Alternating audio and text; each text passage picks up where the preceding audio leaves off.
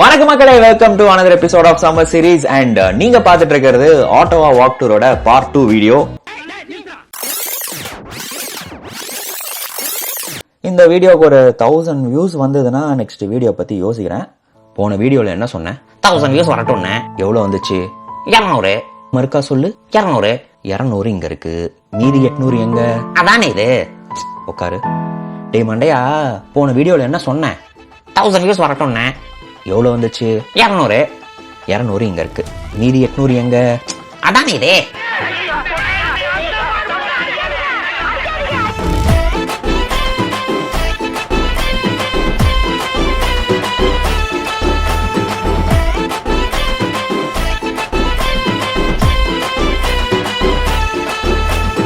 என்ன கிண்டலா? மூஞ்சிலே குத்துவேன். போடா. பைவர்ட் மார்க்கெட்ல நம்ம கைடு ஒரு குட்டி பிரேக் விட்டுருக்காரு. நான் போய் ரெஃப்ரெஷ் ஆயிட்டு வரேன். அந்த கேப்ல நீங்க இவரோட கதையை கேளுங்க. இந்த ஸ்டாச்சுல இருக்கிறவர் Canada's one of the most popular iconic figure Terry Fox. School படிச்ச டைம்ல distance runner and basketball பிளேயரா இருந்தாரு. தன்னோட 19 வயசுல கேன்சர்னால ஒரு காலை எடுக்க வேண்டிய நிலைமை வந்துருச்சு. ப்ராஸ்தட்டிக் லெக் போட்டுட்டு நடக்க பழகிட்டு இருந்தாரு. 1970ஸ்லாம் கேன்சருக்கு அட்வான்ஸ் ட்ரீட்மெண்ட் இல்லைல்ல. இவர் கீமோதெரப்பி அண்ட் ட்ரீட்மெண்ட்ஸ்லாம் போகும்போது தான் தெரிஞ்சது கேன்சர் ரிசர்ச்சுக்குன்னு பெருசா ஃபண்டிங் எதுவும் இல்லைன்னு. 1980ல கேன்சர் அவேர்னஸ் அண்ட் ஃபண்ட் ரைசிங்காக கனடாவோட ஈஸ்ட் எண்ட்ல இருந்து வெஸ்ட் எண்ட் வரைக்கும் கிராஸ் கண்ட்ரி ரன் ஸ்டார்ட் பண்ணாரு. Saint John's, Newfoundland and லேப்ரடார்ல அவர் பயணம் ஆரம்பிச்சது. அங்க அட்லாண்டிக் ஓஷன்ல 2 பாட்டில் தண்ணி எடுத்துக்கிட்டு ஒன்ன சாவனிராவும் இன்னொன்னு வெஸ்ட் எண்ட் பிரிட்டிஷ் கொலம்பியா ஒட்டி இருக்கிற பசிபிக் ஓஷன்ல கலக்க பிளான் பண்ணாரு. ஸ்டார்டிங்ல யாருமே பெருசா கண்டுக்கல, தனியா ஓடிட்டு இருப்பாரு, டொனேஷன்ஸும் வரல. பட் போக போக அவரோட ஸ்டோரி அண்ட் இன்டென்ஷன் மக்களை இன்ஸ்பயர் பண்ண ஆரம்பிச்சது. வழியில அவரை பார்த்து அவங்களால முடிஞ்ச டொனேஷன்ஸ்லாம் தந்தாங்க. $1 $2, ஆனா டொனேட் பண்ணணுங்கிற எண்ணம் வந்துச்சுல, அது போதும்னு இருந்தாரு. போற வழியெல்லாம் மக்கள் கூடி அவரை என்கரேஜ் பண்ணிக்கிட்டே இருந்தாங்க.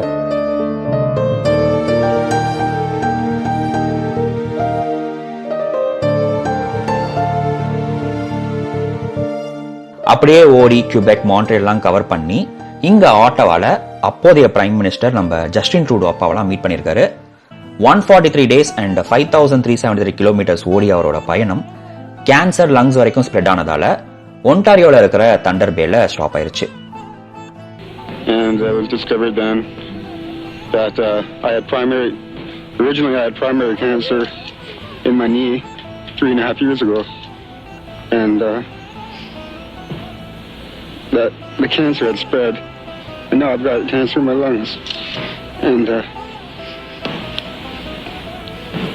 we got to go home and try and do some more treatment.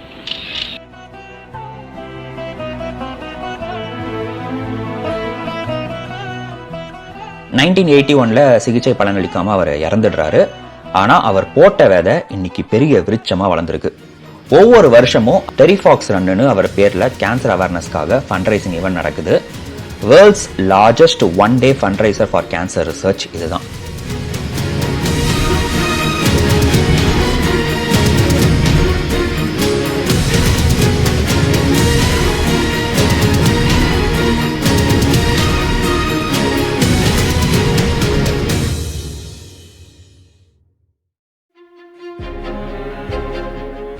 நாமளும் லைஃப்ல நிறைய கோல்ஸ் வச்சிருப்போம். சிலது சக்சஸ் ஆகும், சிலது எவ்வளவோ எஃபர்ட்ஸ் போட்டோம், அதுக்கான ரிசல்ட்ஸ் நமக்கு திரும்ப கிடைச்சிருக்காது. என்ன பண்ணாலும் எதுவும் நடக்க மாட்டேங்குது, இனிமே இதுக்கு இதெல்லாம் பண்ணிக்கிட்டு அப்படியே விட்டுட்டோம்னா நம்மளால அடுத்த ஸ்டெப்புக்கு போகவே முடியாது. இந்த இடத்துல நாம தோத்துட்டோன்னு விட்டுட்டு போயிருப்போம்ல, அங்க வர்றதுக்கு நம்ம போட்ட எஃபர்ட்ஸ் ஃபியூச்சர்ல ஒரு நாள் கண்டிப்பா கவனிக்கப்படும். அந்த தோல்வியே வெற்றியா மாறும். இது எனக்கு மட்டும் எடுத்துக்கல, உங்களுக்கும் தான் சொல்றேன். 1000 வியூஸ் தான் என் கோல். ஆனால் அது வர வரைக்கும் எதுவும் பண்ண போகிறதில்லன்னு விட்டுட்டா லாஸ் எனக்கு தான். அடுத்த வீடியோ போடுவோம், அதுக்கடுத்து இன்னொரு வீடியோ போடுவோம். இப்படி நான் ஓடிக்கிட்டே இருந்தாதான் இப்போ 200 வியூஸில் ஸ்டக்காக இருக்கலாம் அந்த வீடியோ. ஃபியூச்சரில் 1000 வியூஸாக மாறும். விடாமுயற்சி விஸ்வரூப வெற்றி. இந்த மெசேஜை தான் நீங்களும் டெரி ஃபாக்ஸ் கதையிலேருந்து கற்றுக்கணும்னு உங்கள் கூட ஷேர் பண்ணேன். நம்ம ஆண்டை வெயிட் பண்ணிட்டு இருக்காரு, வாங்க அவரை போய் மீட் பண்ணுவோம்.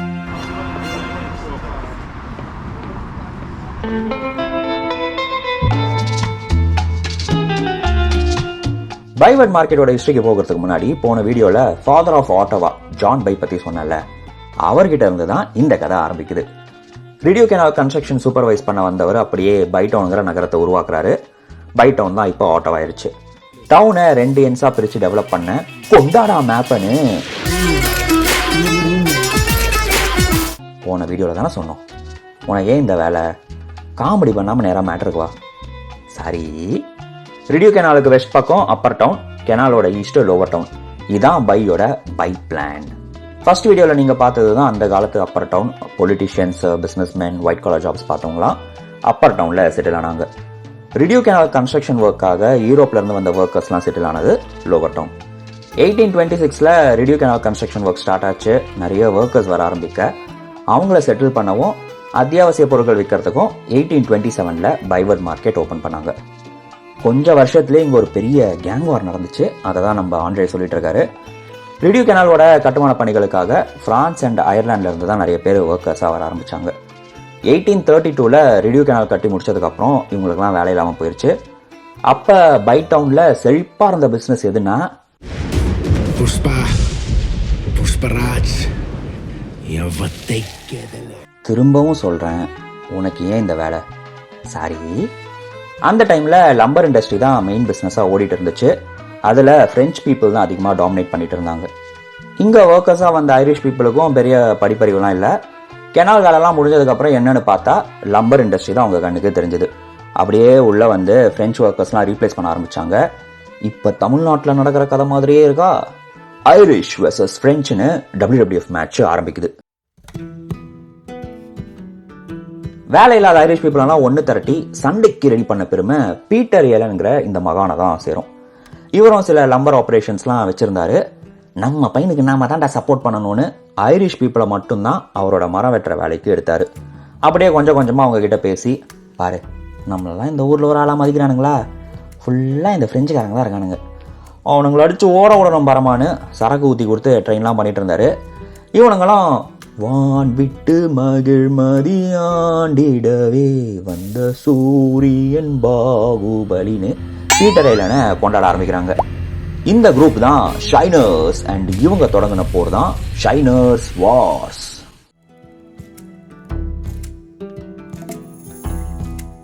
சார்பேட்டா பரம்பரை படம் மாதிரி கடைக்கு பன்னு சாப்பிட போனாலே, ஏண்டா உனக்கெல்லாம் பன்னு கேக்குதான்னு வாய்க்கலப்பு கைகலப்பாகி மூஞ்சி பன்னு மாதிரி வீங்கிற அளவுக்கு போட்டு தாக்கிட்டு இருந்தாங்க 2 கேங்கும்.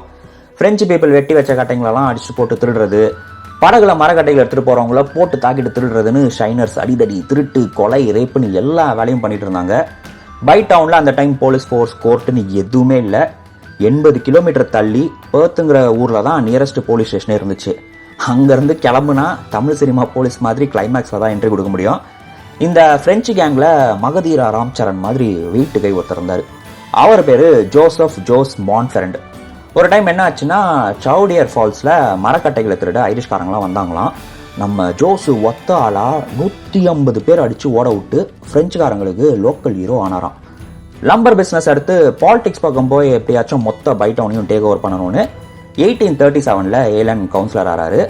நான் மட்டும் ஆனால் பத்தாது, என் தோஸ்து ஷைனர்ஸ் குரூப்ல இருந்து இன்னும் 2 பேரையும் எலெக்ட் பண்ணுங்கன்னு போய் பேசுறாரு. வாய்ப்பே இல்லை ராஜான்னு சொல்லிடுறாங்க. யாருக்கெல்லாம் இதில் விருப்பம் இல்லையோ ஆஃபீஸ் ரூம் பக்கம் வாங்கன்னு கூட்டிட்டு போய் ஷைனர்ஸ் கேங்கை வச்சு அடிச்சு நவுத்திட்டாரு. இந்த சண்டையை கண்ட்ரோல் பண்ண ஃபர்ஸ்ட் டைம் மிலிட்ரியே அங்கே வராங்க. பர்த் மேஜிஸ்ட்ரேட்ஸ்லாம் இவங்களுக்கு பஞ்சாயத்து பண்ணியா நம்ம செத்துருவோம் போலேன்னு பை டவுனுக்குன்னு municipal police force and court building set பண்ண உத்தரவு போடுறாங்க. இப்போ பை டவுன் பீப்புளும் நல்லா ப்ரிப்பேர்டாக ஆயிடுறாங்க. பாலிடிக்ஸ் வந்த ஏலன், இந்த பவர் நல்லா இருக்கேன்னு பேசாமல் இதே கண்டினியூ பண்ணிடுவோன்னு ஷைனர்ஸ் கேங்லேருந்து கொஞ்சம் கொஞ்சமாக விலகிடுறாரு. அப்புறமா இங்கேருந்து அவரோட சொத்தை எல்லாம் விற்றுட்டு டொரண்டோ தாண்டி எயில்மருங்கிற வில்லேஜில் செட்டில் ஆகி லம்பர் பிஸ்னஸே திரும்ப பண்ண ஆரம்பிச்சிட்டாரு. பட்டத்துக்கு வேறு சிற்றரசன் யாருன்னு ஷைனர்ஸ் கேங்கை லீட் பண்ண யாரும் இல்லாததால் 1845 அவங்களும் காணாமல் போயிட்டாங்க. ஷைனர்ஸ் வார் வச்சு 2018 ஒரு கிராஃபிக் நாவல் ரிலீஸ் ஆச்சு. உங்களுக்கு புக்கு படிக்கிற ஆர்வம் இருந்துச்சுன்னா அதை வேணா ட்ரை பண்ணுங்க. இதுக்கப்புறம் ஆண்ட்ரே பைவர்ட் மார்க்கெட்டில் எந்தெந்த ரெஸ்டாரண்ட்ஸில் இதெல்லாம் ஃபேமஸான டிஷ்ஷஸ்னு இன்ஃபர்மேஷன் தந்துட்டு இருந்தாரு. ஒரு சூப்பர் மியூசிக் கூட அப்படியே சுற்றி பார்த்துட்டு இருங்க. உங்களை நான் டூர் ஸ்டார்ட் பண்ணோம்ல வார் மெமோரியல், அங்கே மீட் பண்ணுறேன்.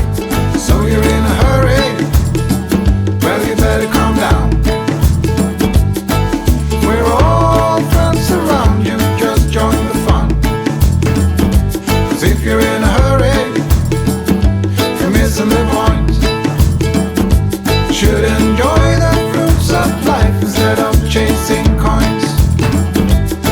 Because it's a beautiful day.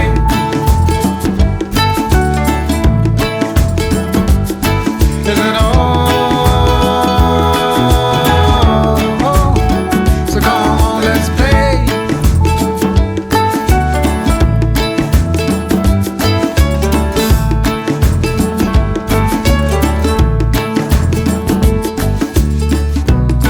Forget the rush, you're in and find a good spot. Sit down and join us as we sing a good song. Kick back, relax, and just follow along. Oh, we got plenty of time. Taking it easy won't cost you a dime. Throw another log onto the fire. Because it's a beautiful day.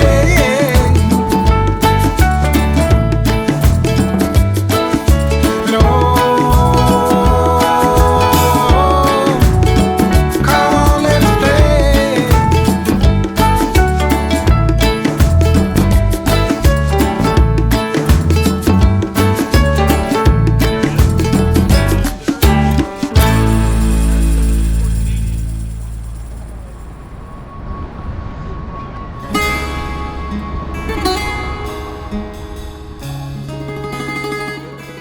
முதலாம் உலகப் போர்ல உயிரிழந்த Canadian சோல்ஜர்ஸ்க்காக 1939ல இந்த வார் memorial கட்டினாங்க. அப்புறமா இது வரைக்கும் Canada எந்தெந்த போர்லலாம் கலந்துருக்கோ அதில் கனடா சார்பாக போய் போரிட்டு உயிரிழந்த வீரர்களையும் நினைவு கூறத்துக்கு ஒவ்வொரு சைட்லேயும் அந்த வார் நடந்த பீரியடை பொறிச்சிருக்காங்க.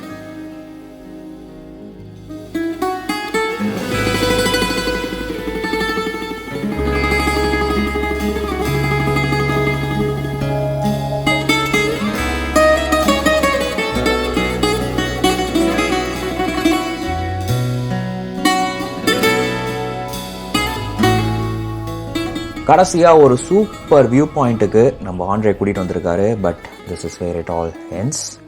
நம்ம ஆண்ட்ரே விட்டு பிரிகிற நேரம் வந்தாச்சு. With that story, guys, that is the end of our little tour here today. Thank you so much for coming out. Video ஸ்டார்டிங்லேயே சொன்ன மாதிரி டூர் முடியும் போது மறக்காமல் உங்கள் கைடுக்கு டிப்ஸ் கொடுங்க. டிப்ஸ் கொடுக்கறது ஆப்ஷனல் தான், கம்பல்சரிலாம் கிடையாது. ஆனால் நீங்கள் யோசிச்சு பாருங்களேன், இதை ரன் பண்ணுறவங்க யாரும் நீங்கள் பார்த்துக்கிட்டிங்கன்னா வீக் டேஸ் வேறு ஏதாச்சும் வேலை பார்த்துட்டு இருப்பாங்க. வீக்கெண்ட்ஸை நம்ம சிட்டிக்கு டூரிஸ்ட்லாம் வராங்க. ஸோ நாம தான் நம்ம சிட்டியோட அருமை பெருமைகளெல்லாம் அவங்களுக்கு எடுத்து சொல்லணும்னு அவங்களுடைய ஓன் இன்ட்ரெஸ்ட்டில் நமக்காக வராங்க. இன்னும் சில பேர் ஒரு லோ இன்கம் ஜாப் பண்ணிட்டு இருப்பாங்க. சைடில் இது மாதிரி இன்னொரு ஜாப் பண்ணால் தான் அவங்களால சர்வை பண்ண முடியும். சில பேர் பார்த்தீங்கன்னா $10 to $15 கொடுப்பாங்க. இன்னும் சில பேர் $40 to $50 கொடுப்பாங்க. எவ்வளோ கொடுக்குறோங்கிறது அவங்களுடைய இன்ட்ரெஸ்ட் அண்ட் கெப்பாசிட்டி பொறுத்து. ஆனால் அந்த கைடை மதித்து ஏதாச்சும் கேஷ் கொடுத்தா அவங்களும் சந்தோஷமாக இருப்பாங்க, நாமளும் சந்தோஷமாக இருப்போம்.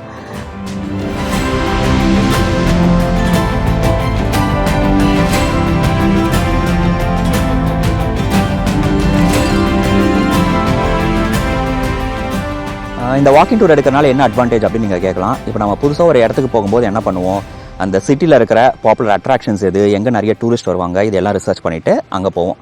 நம்மளுடைய ஃபோக்கஸு அதோட ஹிஸ்ட்ரியை பற்றி தெரிஞ்சுக்கிறோமோ இல்லையோ, அந்த லொக்கேஷன் போனோம், அங்கே போய் ஃபோட்டோஸ் எடுக்கணும், வீடியோஸ் எடுக்கணும், அங்கே நம்ம போயிட்டோங்கிறத ரெஜிஸ்டர் பண்ணணும். ஸோ அதுதான் இருக்கும். இந்த மாதிரி வாக்கிங் டூர் எடுக்கும்போது சிட்டியில் இருக்கிற பாப்புலர் அட்ராக்ஷன்ஸும் நீங்கள் போய் பார்ப்பீங்க. அதே நேரம் லீஸ்ட் எக்ஸ்ப்ளோர்ட் ஏரியாஸு, நிறைய பேருக்கு தெரியாத இடங்கள்லாம் இருக்கும்ல, அதுவும் நீங்கள் கவர் பண்ணலாம். ஏன்னா இந்த டூர் ஆஃபர் பண்ணுறது யாருன்னு பார்த்தீங்கன்னா இங்கே இருக்கிற லோக்கல்ஸ் தான். அவங்களுக்கு நிறைய கதைகள் தெரிஞ்சிருக்கும்.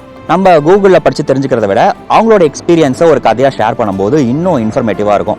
இப்போ நம்ம சேனலில் கூட ஏதாச்சும் ஒரு இடத்துக்கு போகும்போது வெறும் அந்த சீனிக் வியூஸை மட்டும் உங்களுக்கு சுற்றி காட்டாமல் அந்த இடத்துக்கு பின்னாடி என்ன கதை இருக்குது, என்ன வரலாறு இருக்குது, இதையும் முடிஞ்ச அளவுக்கு உங்கள் கூட நான் ஷேர் பண்ணியிருக்கேன். அண்ட் நீங்கள் தனியாக ஒரு இடத்துக்கு போய் எக்ஸ்ப்ளோர் பண்ணி தெரிஞ்சுக்கிறத விட இது மாதிரி கைடு மூலமாக போனீங்கன்னா நல்லா ஃபன்னாக இருக்கும். கூகுளில் உங்களுக்கு தெரியாத விஷயமும் இந்த லோக்கல் கைட் மூலமாக நீங்கள் தெரிஞ்சுக்கலாம். நெக்ஸ்ட்டு ரெஸ்ட்டு தான் நடந்து பசி எடுக்க ஆரம்பிச்சிருச்சு. நம்ம கைடு இங்கே பைவர்ட் மார்க்கெட்டில் சில ரெஸ்டாரண்ட்ஸ்லாம் காமிச்சாரு. ஏதாச்சும் ஒன்று லஞ்சுக்கு ட்ரை பண்ணலான்னு இருக்கேன். வீடியோ பிடிச்சிருந்ததுன்னா, குறிப்பாக நான் சொன்ன ஹிஸ்டாரிக் கதைகள்லாம் உங்களுக்கு சுவாரஸ்யமாக இருந்ததுன்னா ஊர் சுற்றும் வாலிபன் சேனலுக்கு சப்ஸ்கிரைப் பண்ணுங்கள், வீடியோவை லைக் பண்ணுங்கள், ஷேர் பண்ணுங்கள். ஏதாச்சும் ஃபீட்பேக்ஸ் இருந்ததுன்னா ப்ளீஸ் கமெண்ட்ஸ் வந்து சொல்லுங்கள். நீங்கள் என்ன திட்டினாலும் திட்டலாம், நான் கமெண்ட்ஸ் நான் டெலீட் பண்ண மாட்டேன். ஏன்னா யாருமே கமெண்ட் பண்ண மாட்டாங்கன்னு நினைக்கும் போது அதை வேற ஞாபகப்படுத்திட்டீங்க. நெஞ்சமெல்லாம் பொண்ணா இருக்கு தம்பி, மறக்க முடியல. சீக்கிரமே உங்களை இன்னொரு இன்ட்ரெஸ்டிங்கான வீடியோட வந்து சந்திக்கிறேன். Until then, bye from ஊர் சுற்றும் வாலிபன்.